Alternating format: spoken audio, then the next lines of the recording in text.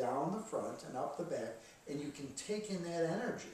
You can see the beauty of a child or an animal or a friend or a family member or your kids or a piece of art or the sun or just something beautiful, just something that you just want to take in and you want to feel it inside. And that's the breathing technique you do. It's very simple. It's only breathing down the front and up the back. You just want to connect things. Make sure you connect your fingers in Gamma Ling. Connect the tongue. Okay, you got it? Easy? We want to take on more energy. So how are we going to take on more energy? You know, felt so good, I want more. You know, we all do that. This was such a delicious piece of chocolate. What I would like is more. I just love chocolate mousse. Or whatever we love that we want more, because we want more. You like to surf, we want bigger waves. Why? Because I want to go higher and faster. I want this, whatever we like, we want more. That's the human condition, usually. We want more of the good stuff. We want to avoid the bad stuff. So if you want to take on more energy, and like I said, play with the beautiful, loving things. Okay, here's how to take on more energy. You inhale like you're going to smell a flower. So when you smell a flower, you don't go, right? You go. And you're breathing high up into the head. So when you breathe high up into the head, you're going to let all this open. The crown chakra is going to open. The third eye is going to open. All this is going to open. You're just going to go. Then you swallow.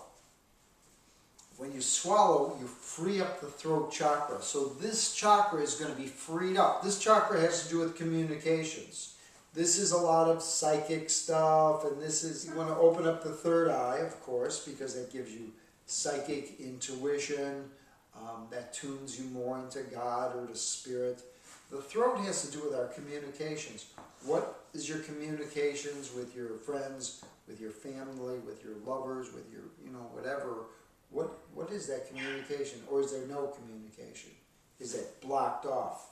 So when this opens up, you have more communications. The heart happens to be love, respect, honor, and joy. Solar plexus, this is where we keep a lot of our deep-seated anger. Sadness. Yeah, it gets locked up in here. You know, right in that part. Then the navel point, you know, around there as we get to the navel, lower Tantian, has to do with our centeredness and our groundedness. Our sexual energy is our creativity. If that's locked up, there's no creativity. Sexual energy produces babies, produces art, it produces a lot of creativity. So all that sexual energy is open, your creative energy is open. You become more creative, you become a better artist. So what we want is we want all those centers open. When the centers are open, what happens is the chakras spin quicker. When the chakras spin quicker, instead of being little squeezed in things, they start to get bigger. When they get bigger, they start to throw off energy, and the energy manifests as an aura or a halo. Every angel, every Buddha, every Jesus, every Mohammed, all those guys, they all have lights around them. Why? Because they're open, they're loving, they're giving, all of their energy is just open, and they radiate light, they radiate the aura. You know, all that beautiful energy. So all of those saints and sages, they don't hate each other.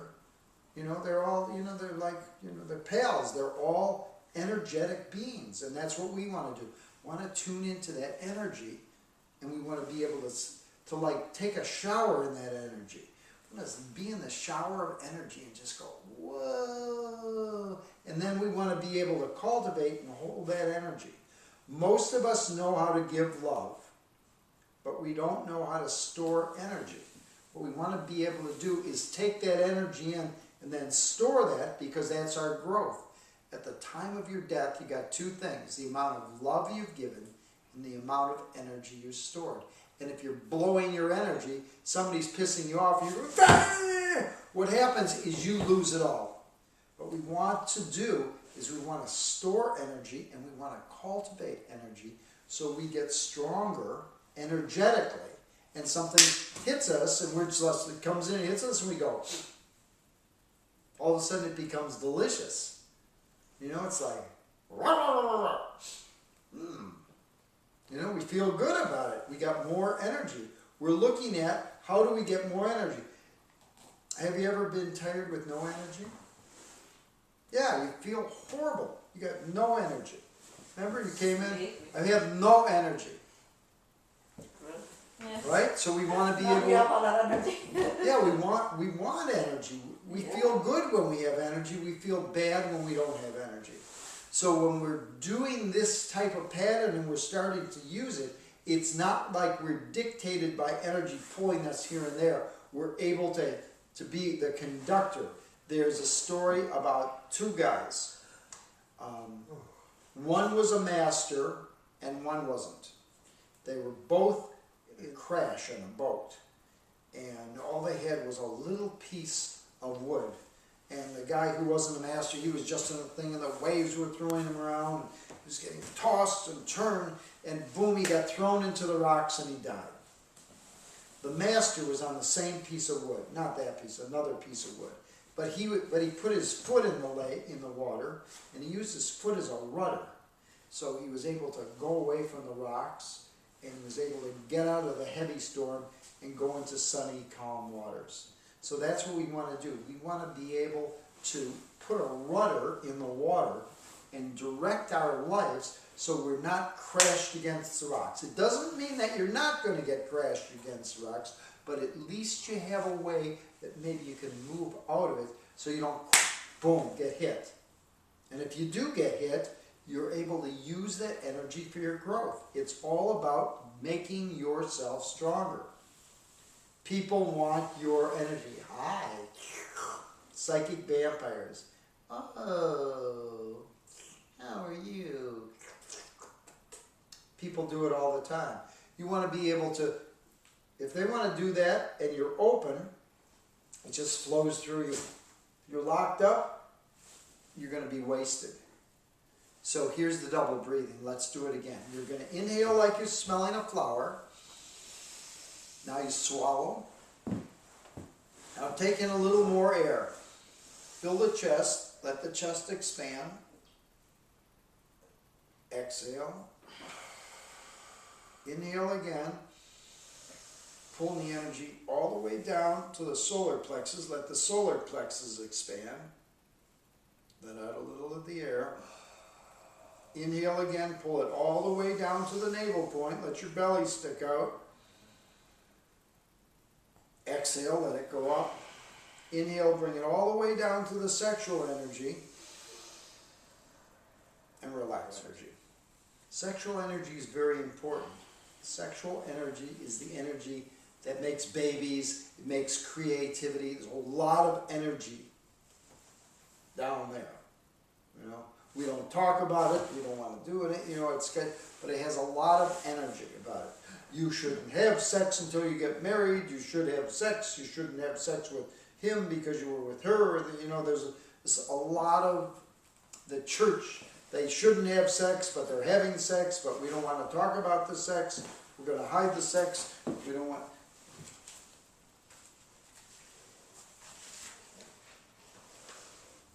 We don't want to say anything about that.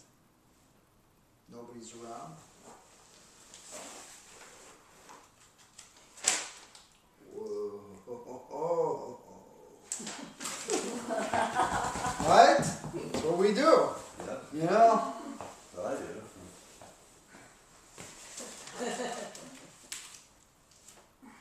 Wow. So there's a whole distortion on the sexual energy. The sexual energy is about your creativity. So okay, so when we breathe down to the sexual energy, girls, what you're going to do is, you know the Kegel exercise?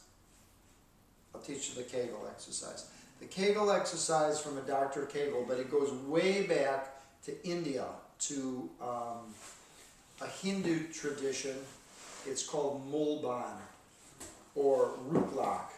What you do is you pull down on the clitoris, you fold in the lips, pull everything back, and tighten the anal sphincter muscle. Okay, if you can't figure that out, here's how it goes. You're sitting on the toilet, you gotta go to the bathroom, the telephone rings, you know you gotta get the call. You have to stop it. So squeeze everything, right? You hold it, right? And then you relax. So it's the same thing. So when you're squeezing everything, you're actually pulling down on the clitoris, you're folding in the lips, tightening it, boom. Okay, for the guys, for the guys, lift the scrotum, retract the penis, tighten the anal sphincter muscle, and relax. Just like you're going to the bathroom, you're going, oh, I gotta stop it. You know, pull everything back out. So when you do that, you start to strengthen that muscle. Every day, I took a 10-pound weight for a week and I lifted the 10-pound weight. Next week, take a 15-pound weight. Next week, I take a 20-pound weight. Next week, I take 30 pounds. Next week, I take 40 pounds. Next week, I take 50 pounds. Before you know it, I'm going to have a huge muscle. Whoa, look at that muscle, right? It's the same thing. If you work the sexual energy, you won't have problems down there.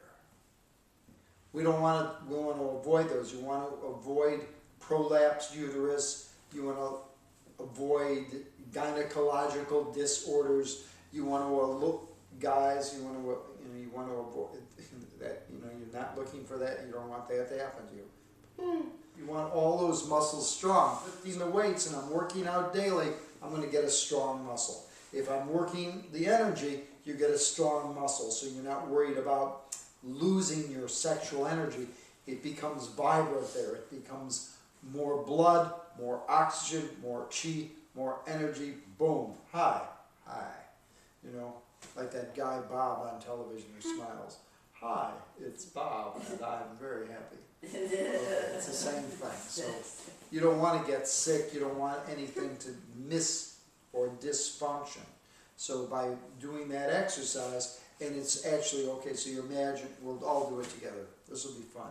Put a smile on everybody's face. Pretend you're going to the bathroom, stop it, hold it, pull up on the anal sphincter muscle, relax it. Okay, so you're going to pull down the clitoris, fold in the lips, tighten everything, tighten the anal sphincter muscle, inhale at the same time. Hold it. Pull up a little more.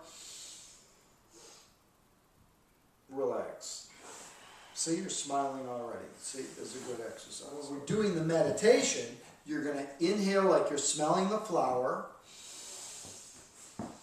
Swallowing, opening up the throat, taking a little more air, fill the chest, let about 1/5 of the breath out, inhale again, filling the chest, pull it down to the solar plexus, down to the navel point, inhale a little more, pull it down to the sex energy, squeeze it on the sexual energy and hold the sexual energy. Now when you exhale, squeeze the sexual energy more and let the energy go up your back. So what you're doing, it's like a tube of toothpaste. You're pulling all the energy down, then you're squeezing the tube, and toothpaste shoots up through the top. When you're doing this, you're softly bringing down this cool white energy down the front. You're charging it with your sexual energy, and you're shooting it up the back. So you're starting to energize your whole system. Your system will be very cool and relaxed, and at the same time, fiery, exciting energy going up the back. So you're starting to energize your system. Now you're at the ocean, see the beautiful ocean, the dolphins are doing this, the birds are, everything, you're going, wow, this is so incredible. So then you breathe all that in, lock down the sexual energy, and then shoot it up the back, and just look at that and take in all that energy. So you're able to take in massive amounts of energy. Wow! So now you're in a quiet art museum. It's beautiful. It's magnificent. There's a little bench in front of the art. You sit down, you say, oh, it's so beautiful here. So you can sit down, take your fingers, without going like this to freak somebody out, you put your tongue in the roof, and you say, oh, it's such a beautiful piece of art. And everybody else is walking by and say, I don't like the color in this, and I would have done it different. And you're just going, and you're actually sucking in that art.